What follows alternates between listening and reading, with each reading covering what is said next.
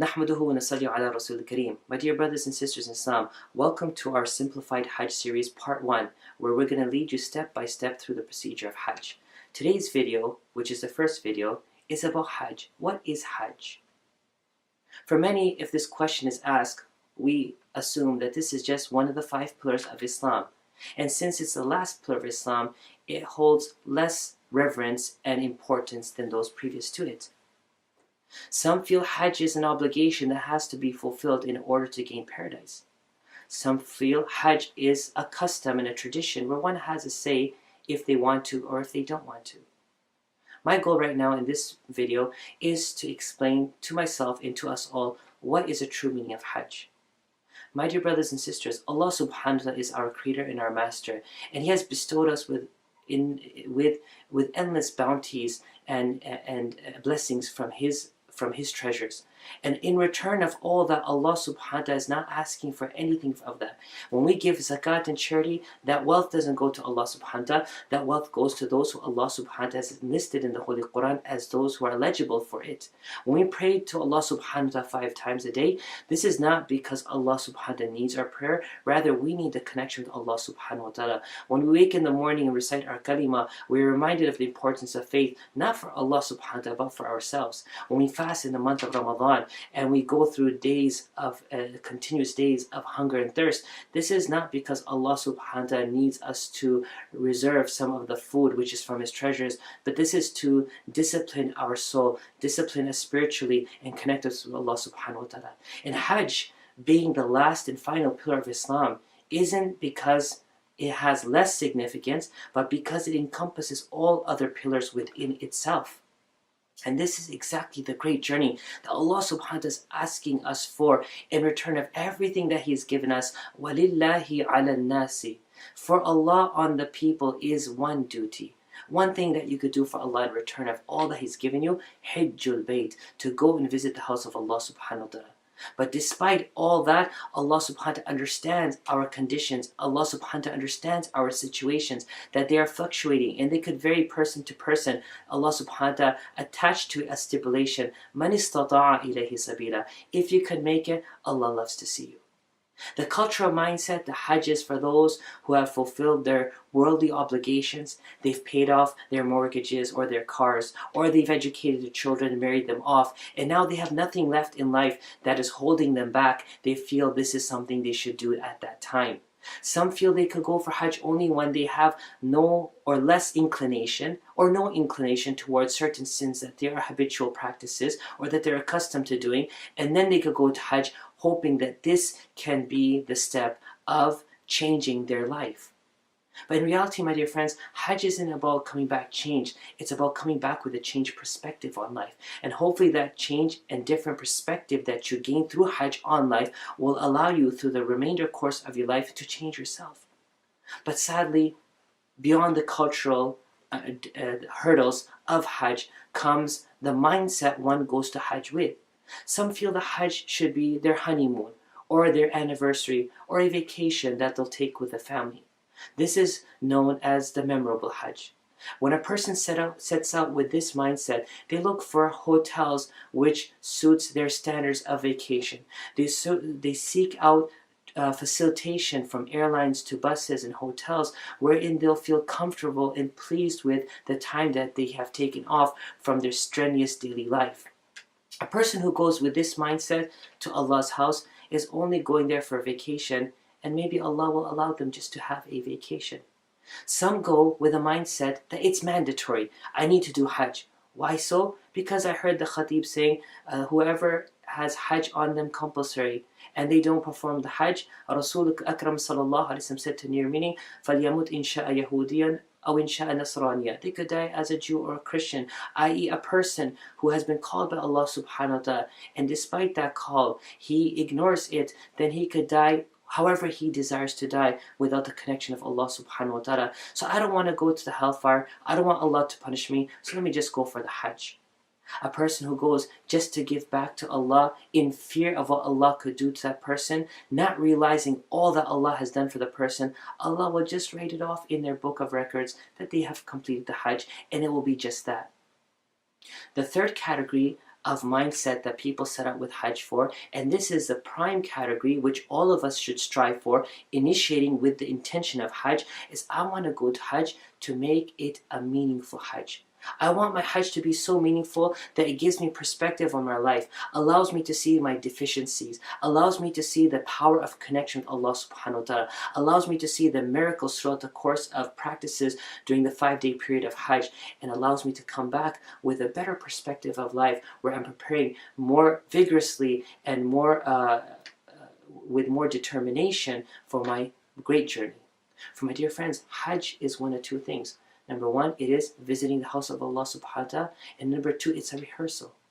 The visitation aspect, as I just described, is to see Allah subhanahu wa ta'ala for all that Allah has done for us. The number two is the rehearsal, and it is a rehearsal for the great journey that every single human and jinn has to undertake at one time in the course of their life. When we came on this earth, we came to die and we came to return to Allah subhanahu wa ta'ala. So the journey of death is a great journey that is to come for all of us. And how can this journey be right? How can it be done on the right setting, on the right foot, in a manner that is pleasing to Allah subhanahu wa ta'ala? For that is Hajj. When we depart from our houses and go to this journey, is as if we are departing and for our death. And our burial is going on to Allah subhanahu wa ta'ala. When we shroud ourselves in 2 sheets of cloth, we are reminded of the 2 sheets that will cover our body, over which will be the final sheet, and we will be buried into the grave. This will be the simplified process that we go back to Allah subhanahu wa ta'ala with in 2 sheets of cloth. And when we go step by step, going from Mina to Arafah to Muzdalifah, back to Mina, and we stand in the plains of Arafah, we're reminded of that day when the entire creation, all humans and jinns, will be gathered in one plains like the plains of Arafah, and will be held accountable by Allah subhanahu wa ta'ala, and judgment will be given, and judgment will be taken from each and every human being. So this is a reminder, and this is rehearsal of that great journey. So again, some people go to Hajj to make it a memorable journey. Let's not do that. Some go to Hajj because they want to get this obligation off their shoulders. Let's not be too shallow. And some go because they want a connection with Allah subhanahu wa ta'ala. Let us strive just for that. And for this, we will set out in the next video, understanding what is the best way to set out for a meaningful Hajj. May Allah subhanahu wa ta'ala accept our journey, and may Allah subhanahu wa ta'ala make all our Hajj a meaningful Hajj. Ameen ya Rabbil Alameen. Bismillah ar-Rahman ar-Rahim. Nahmaduhu wa nasalli ala Rasul Kareem. Brothers and sisters in Islam, Assalamu alaikum wa rahmatullahi wa barakatuh. Welcome back to our Simplified Hajj series, part 3, where today we're going to be talking about how to pack, what to pack, and how to expect the journey, and how to get through this journey, inshallah. As for packing, by this time now, inshallah, our passports should be with the agent, or it should be coming back from the agent, in the course of which the passport will get a visa, and the visa will be the entry for us into Saudi Arabia. So while we're preparing our luggage, we want to make sure that our passport comes back, inshallah, and that this will be the most vital instrument for us to proceed for this Hajj, inshallah. As for one's needs and necessities, many times people are baffled and confused as what to take and how much to take and why to take. So inshallah, I want to simplify this process for you all. The first thing we're going to do, inshallah, is look at our tickets. If we have our tickets handy, or we have our itinerary on our email, or we have a knowledge of which airline we are going to be taking, let us reach out to the itinerary or to the website of that airline. If not, let's call our agent and find out what the luggage requirement is first. Many times it's 2 suitcases, 50 pounds each, but these standards vary based on different airlines. So inshallah, once we know what we're allowed, and we'll go right now with the standard 2 suitcases, 32 inches and below, and 50 pounds each. What we're going to do, inshallah, is we're going to invest in 2 suitcases. If we have luggage, alhamdulillah. If you don't have any luggage and you're preparing, or you're thinking of purchasing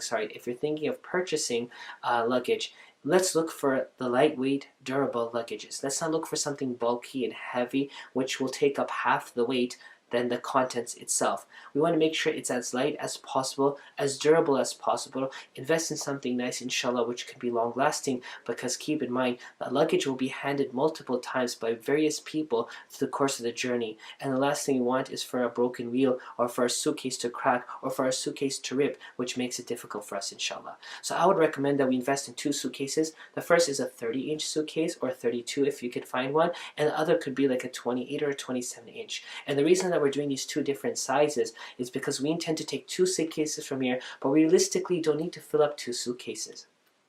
Whatever we're going to pack today, inshallah, should fit adequately in 1 suitcase. But if we need a second suitcase, which most pilgrims do need because of what they purchase abroad in Saudi, Mecca and Medina, and to bring back for their friends and families, that second suitcase is on standby. So what we're going to do, inshallah, we'll take the largest suitcase and we'll insert within it the smaller suitcase. And now we're going to start our packing.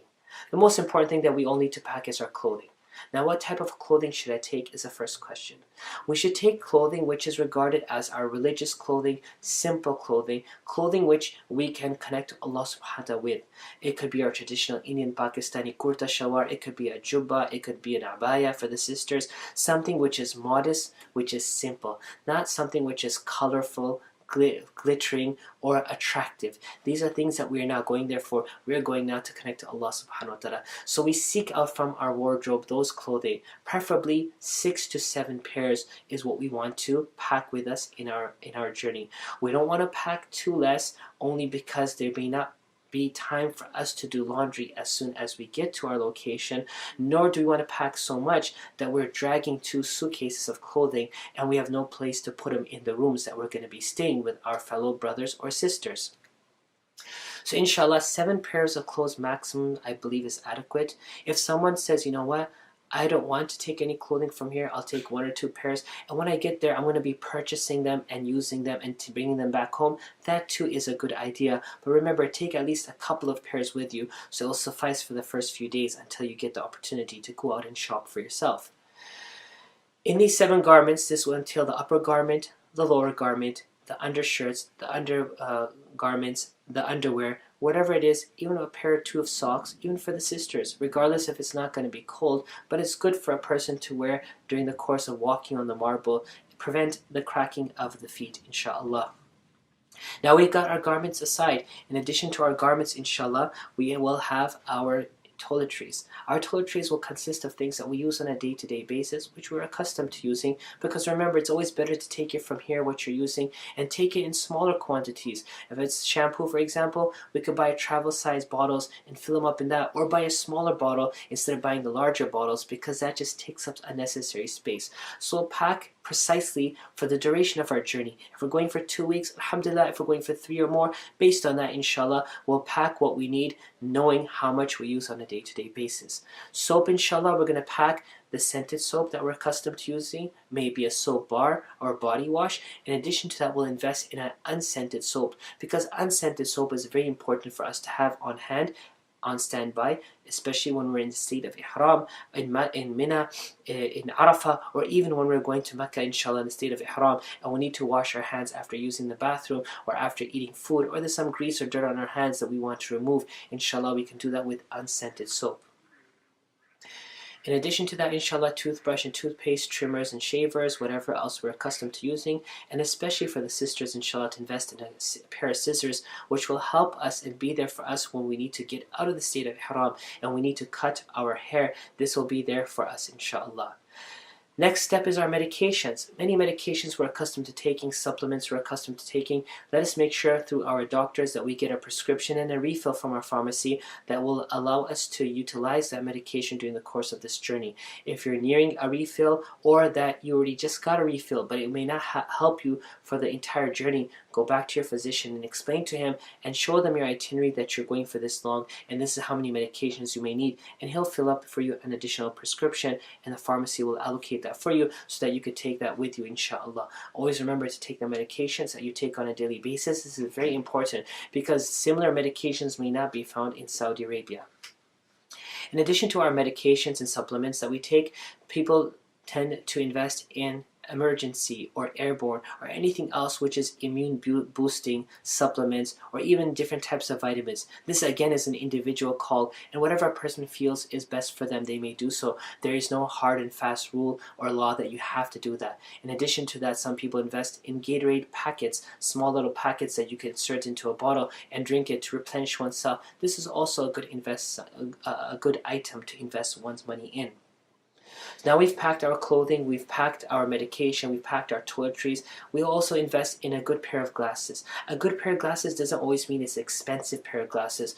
The best to invest in is polarized lens, which can even be as cheap as $10, which you can find in department stores, in the fishing section or in the outdoor section. Or you can invest in something up to $30, $40, $50, however you feel that it is best for you.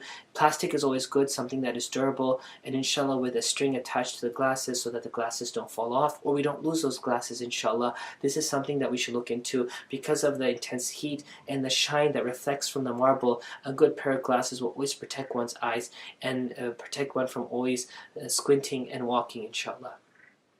A hat is also something good to invest in if a person wants to protect themselves. Sisters also, inshallah, on top of their hijab to make sure that, inshallah, they protect themselves from the intense heat. That is also a great investment.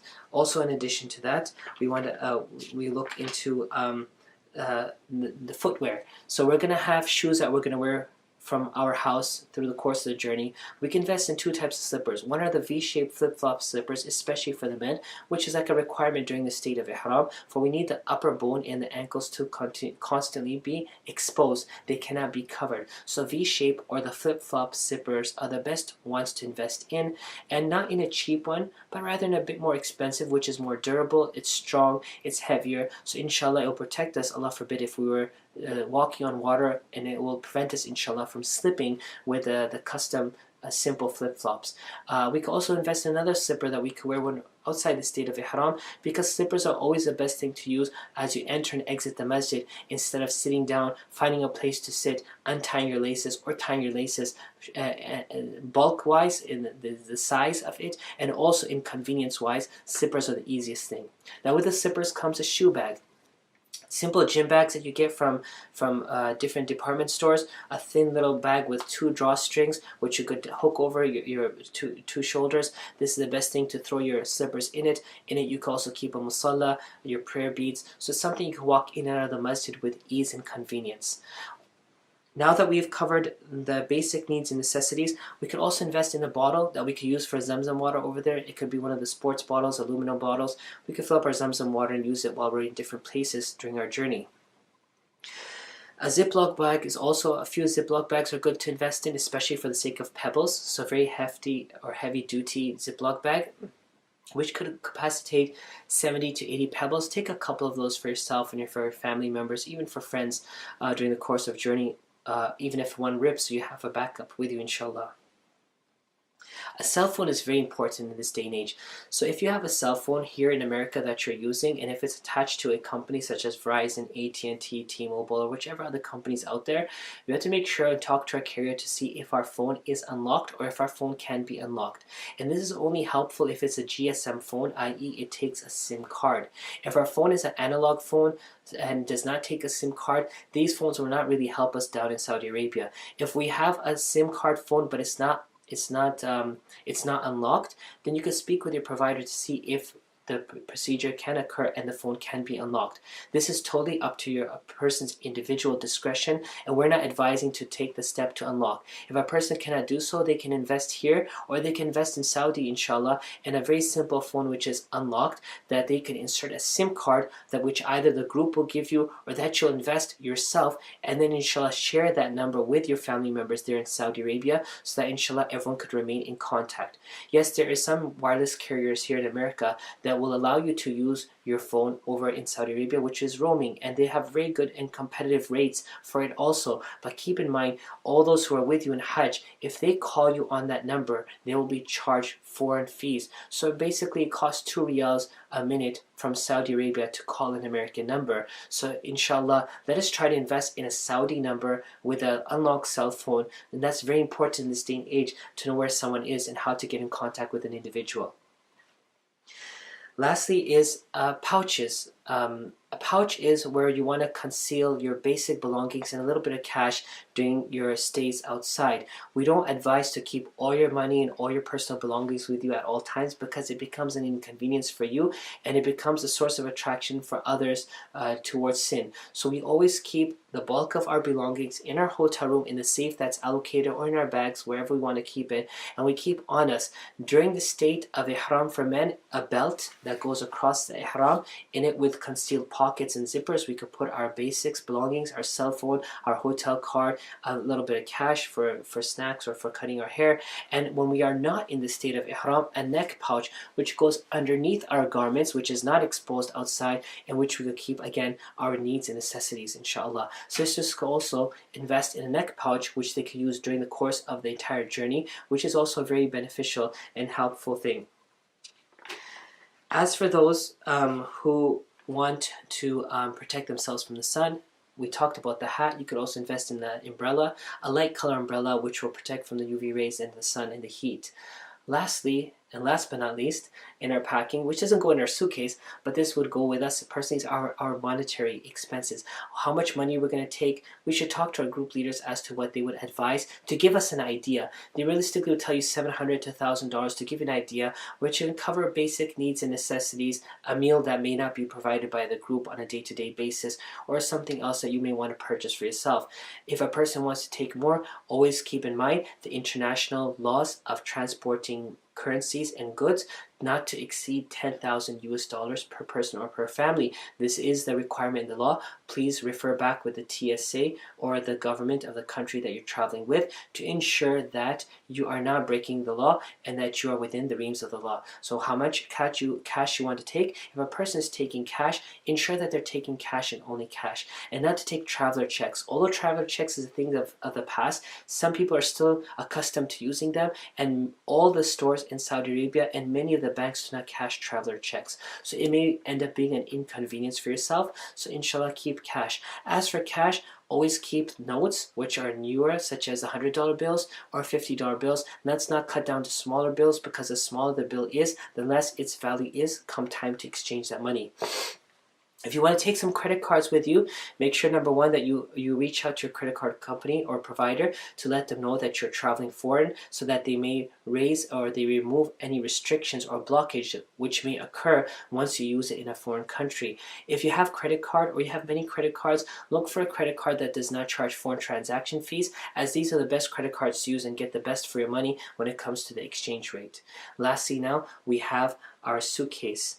We have in it all the belongings that we spoke of. We've talked about our personal belongings, which will go in our handbag. So in total, we have one large suitcase which is empty, in which we have a smaller suitcase which we have filled 3/4 or maybe even filled up with our personal needs and necessities. Now it's time to zip that up, and also a handbag in addition to that, which we'll carry with us from here in the plane to our destination, and with us at our destination from Mecca to Medina, Medina to Azizia, and from Azizia throughout the Hajj. It should be a size of a handbag which is legal for international travel. Domestic USA has different requirements for different sizes. Airlines allow different sizes when it comes to hand luggage, but you want to keep one which is small and precise, not too large, not too bulky, because remember, this is going to be your lifeline as you are within Mina. And as we will tell you in the upcoming videos, how much space you have in Mina, in Arafah. So it's imperative to keep it small and to keep it of a decent size, inshallah. Now we want to lock up our bags.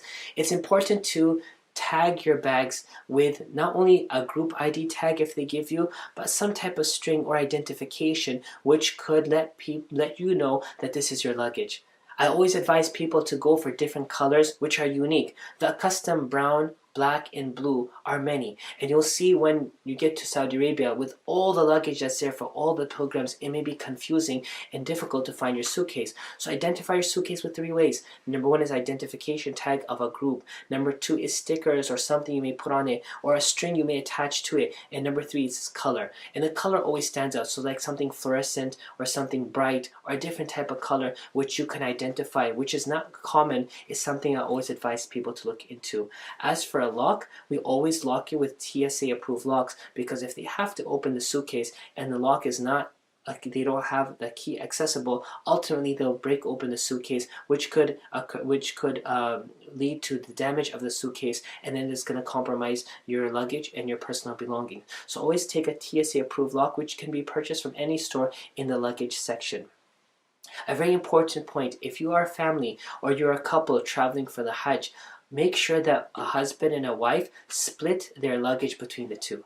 And the reason I'm saying this is that if we split our luggage, Allah forbid, la samhallah, if luggage is lost, then everything is not lost. If a wife puts some of her clothes in one suitcase and some pairs in another suitcase, similarly the husband puts a few pairs in one suitcase and a few pairs in another suitcase, and we split up our toiletries, and medications should always go in your handbag. Never put your medications in the suitcases, even if they're excessive and they're more than that you need for the date itself or the journey itself, because if the suitcase was lost and medications is lost, it becomes a very great difficulty for that individual. So split your belongings between two suitcases. The subhanallah, if a suitcase was lost, everything is not lost. And also in the hand luggage will be your snacks, your personal belongings, your passport, your neck pillow, books for the Hajj, dua books, your Holy Quran, and whatever else you need for the course of the journey, in addition to your medications, which we just spoke about.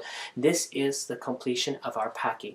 Now the day comes for our journey. We'll go to the airport with due time. Remember, these are international flights. Even if it's a domestic connection, we should be there at least 3 hours before, because we want to ensure that our luggage, number one, if it's one ticket, is checked in till the final destination. Number two, we want to get through security in due time, and we want to board our flight on time, because remember, if we miss one flight, it's a ricochet effect, and every subsequent flight will be delayed. And remember, with so many people going for Hajj, if a seat is not found in the next flight, then we will end up missing our entire journey. So we should get to the airport in due time, check in, make sure that we have everything taken care of. The luggage is under the weight that is required, the size is correct, the luggage has been tagged, and inshallah we board and we go on our flight. Inshallah, there are two scenarios here about the journey. There's one, a person who's going, and again we'll ask you to look at your ticket. If a person is going right now from America to Jeddah, that means in the hand luggage, in addition to one's personal needs and necessities, will be their ihram and their slippers and their belt. And for sisters, it will be an extra pair of clothing that they will use for ihram. And this will be used in one of two scenarios. If it's a direct flight, then you'll be transferring yourself into these garments during the course of the journey itself. And if you are stopping in a neighboring country or city of Saudi Arabia, you will then inshallah be changing into this ihram prior to entering into Jeddah. So if you are going to Jeddah first, the chances are that you are most likely going to go to Mecca first. In that case, inshallah, our ihram will be in our hand luggage. If not, if our ticket says our final destination on our departure is Medina Munawwara, then our ihram and our ihram requirements could stay within the suitcase itself. Now that we get to our final destination, prior to getting to our final destination, if we're going, for example, to Jeddah and we're flying straight in with Saudi Airlines, then inshallah, after dinner, during the course of the night, we should take the opportunity to take out our ihram, to go into the back or into the bathroom and change into our ihram based on the requirements of the ihram, which we'll be talking to soon, inshallah. If not, then inshallah, if we arrive at another country or in another neighboring city of Saudi Arabia, look at your ticket once more and see how much time is allocated for you at that place. If it's sufficient for you to change, if it's sufficient for you to do wudu and even take a bath and perform your 2 rak'ah, which we'll talk about in the ihram, then keep that time frame and utilize it just for that. So this is just a brief outline. Now that you enter into Saudi Arabia, if we're entering into Jeddah, inshallah, we will disembark the plane by foot, we'll enter into a bus, we'll be taken to a lounge. At the lounge we'll wait. We might be waiting sitting, or we might be told to wait in a line. My dear friends, it's going to be a lengthy journey, so inshallah, with due patience and diligence, inshallah, we'll go through the procedure step by step. We'll get our passports checked.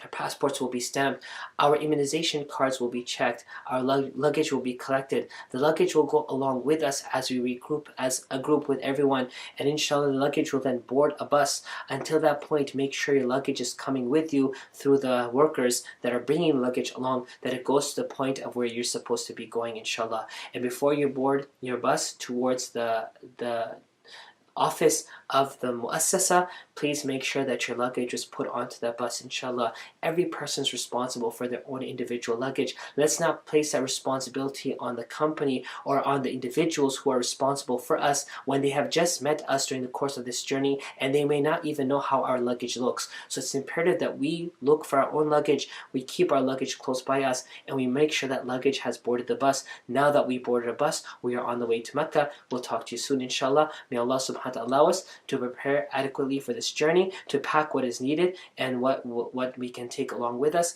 Allow the journey to be an easy journey, and inshallah we'll see you in Mecca.